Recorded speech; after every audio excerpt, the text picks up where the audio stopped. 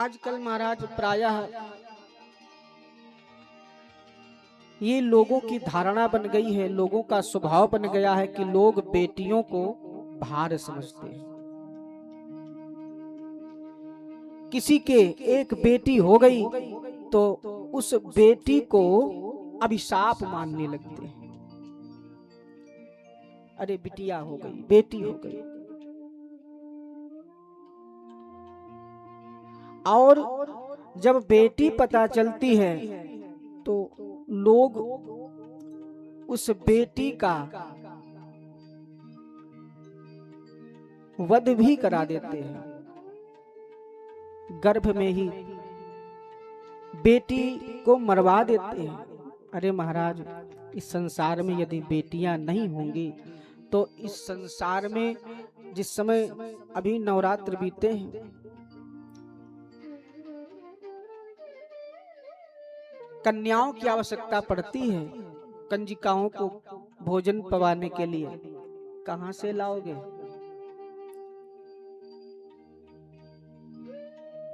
साल भर में एक पर्व आता है रक्षाबंधन का, कहां से बहन पाओगे? आज के समय में महाराज स्त्री का जीवन बड़ा ही कंटकों से भरा है।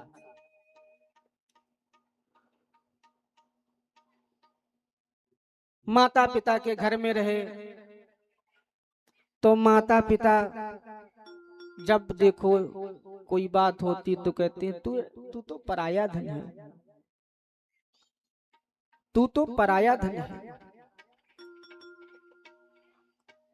अब इसको अपने घर भेजना है या अपने घर जाओ चाहे कुछ भी करो, अपने घर जाओ चाहे कुछ भी करो। और समय आता है, ब्याह हो जाता है, बेटी जब ब्याह होकर के वो अपने ससुराल जाती है तो वहां के लोग कहते हैं अपने घर में तुमने यही सीखा, अपने घर से क्या सीख के आई हो? उसे पूरे जीवन यही नहीं पता चलता है कि मेरा घर कौन सा है। अपने माता पिता के पास रहती है तो कहती, माता पिता कहते हैं कि तू पराया धन है।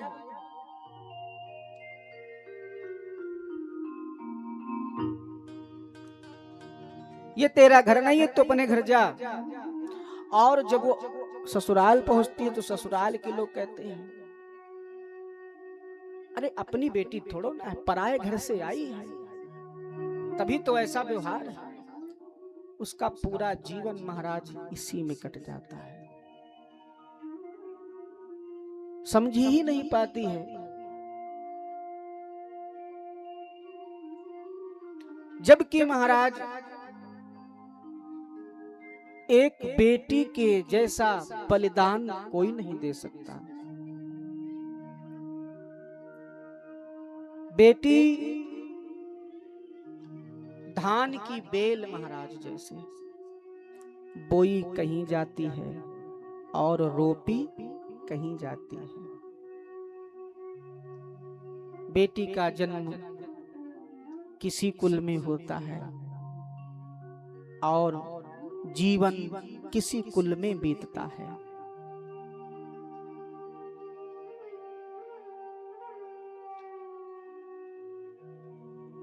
ब्याह हो गया, किसी कारणवश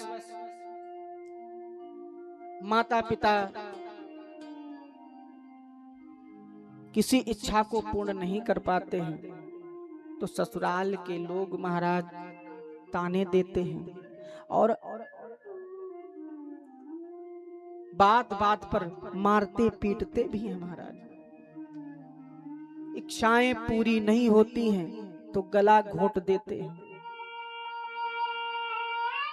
फांसी लगा देते हैं, आग में जला देते हैं महाराज।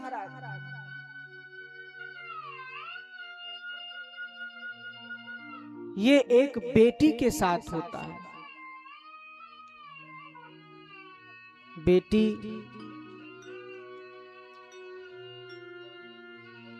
चुपचाप उन सभी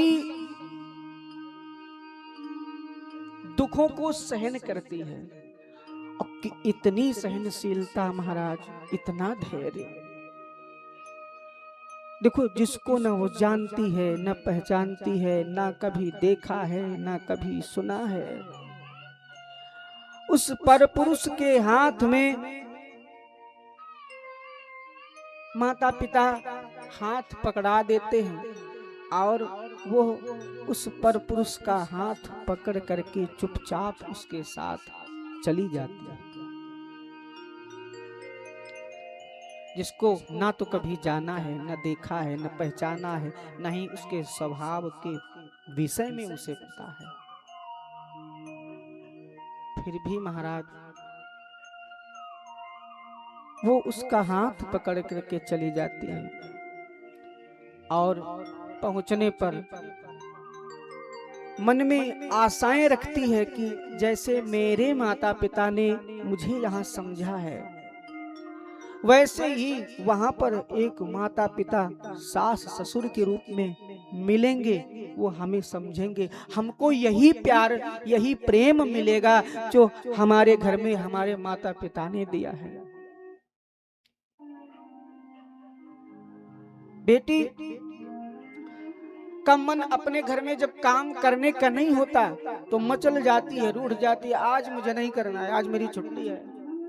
लेकिन जब ब्याह हो गया, ससुराल पहुंची, तो महाराज फिर उसके दुख को कोई नहीं देखता, सिवाय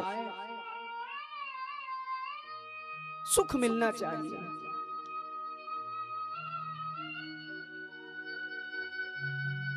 चाहे कोई भी दुख आ जाए, कोई भी संकट आ जाए, कोई बीमारी आ जाए महाराज, पर वो किसी से कह नहीं पाती है, और कोई पूछने वाला भी नहीं होता है कि तुम्हें कोई कष्ट तो नहीं है, तुम्हें कोई दुख तो नहीं है।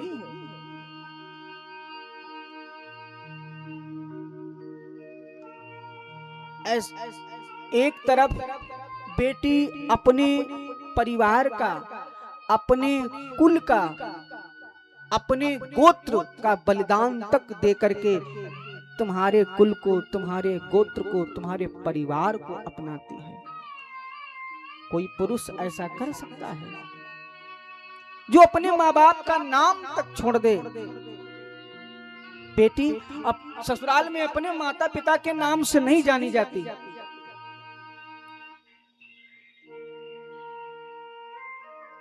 माता पिता का नाम भी हट जाता है, कुल भी हट गया। जिस गोत्र में जन्मी होती है वो गोत्र भी समाप्त हो जाता है, दूसरे गोत्र में आती है और उस गोत्र को स्वीकार करती है। कोई पुरुष कर सकता है? किसी पुरुष से कहा जाए कि अपने नाम से अपने माँ बाप का नाम हटाओ, कोई हटाएगा?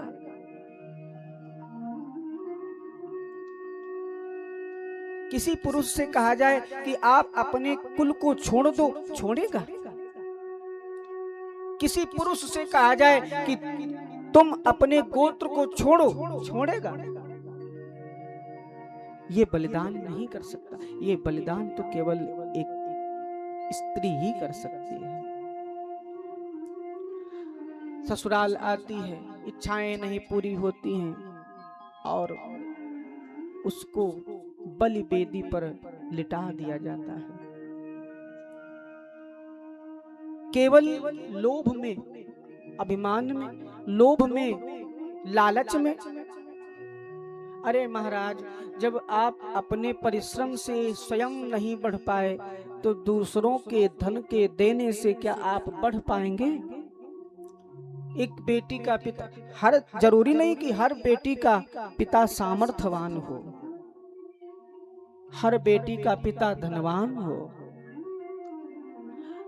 ब्याह करने के लिए किस तरह से वह एक एक तिनका इकट्ठा करता है, एकत्रित करता है, यहाँ तक कि बेटी का ब्याह करने के लिए वो कर्ज में तक डूब जाता है। लेकिन जब बारात आती है और बाराती जब व्यवस्था को देखते हैं तो देख करके जो अच्छा है ध्यान उनका उस पर नहीं जाता है। कहीं कोई कमी रह गई तो उस कमी को तत्काल अरे भाई ये व्यवस्था ठीक नहीं है, ये व्यवस्था ठीक नहीं है। अरे महाराज आप विचार करिए, इतनी ही व्यवस्था करने में एक बेटी के पिता को क्या क्या नहीं करना पड़ा होगा, और आपने 2 शब्दों में कह दिया अरे ये व्यवस्था ठीक है, ये अच्छा नहीं है, वो अच्छा नहीं है, कमियां निकालो। आप कमी तब निकालो जब उस कमी को ठीक कर दो, तब कहो। करना कुछ है नहीं।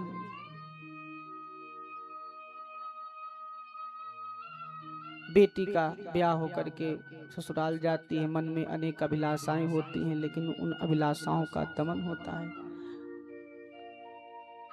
जीवन भर उसने सोमवार का व्रत रखा, भगवान शिव का व्रत रखा कि हे भोलानाथ मेरी इच्छा को पूरी करें, और जब मेरा ब्याह हो तो जो मेरा वर हो वो मेरे अनुकूल हो, मैं उसका सम्मान करूं, वो मेरा सम्मान करे, प्रेम मिले उस परिवार में, ऐसा परिवार देना है भोलानाथ। लेकिन जब वो आती है तो उनकी ये सारी अभिलाषाएं तार तार हो जाती हैं। माँ की ममता स्नेह पिता का छोड़ के आई होगी, नैनों से 2 बूंद गिरा मुंह मोड़ के आई होगी, जिसने अंजुरी भर भर कर हर मंदिर पूजा होगा, जिसके मंगल गीतों से घर आंगन गूंजा होगा, सहनाइयों की गूंज में भी व्यापार चलाने वालों, सोचो अपनी भी बेटी है बहू जलाने वालों। अपना प्यार न्योछावर करती दर्द आपका पीती है, अपना प्यार न्योछावर करती दर्द आपका पीती है, बेटी कभी कभी बन बहना पत्नी बन माँ जीती है, धैर्य धरासा मन सागर सा, धैर्य धरासा मन सागर सा, नैनों में भी प्रीति है, मुस्कानों की ज्योति जलाना जिसकी धर्म की रीति है, क्या यही है धर्म तुम्हारा, क्या यही है धर्म तुम्हारा, ऐ धर्म कमाने वालों, सोचो अपनी भी बेटी है बहू जलाने वालों।